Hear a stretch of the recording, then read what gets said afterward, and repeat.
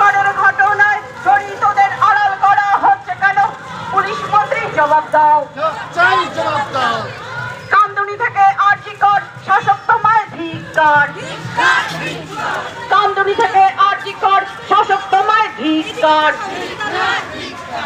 Police তুমি লক্ষ্য করো, তোমার মেয়েও হচ্ছে বড়।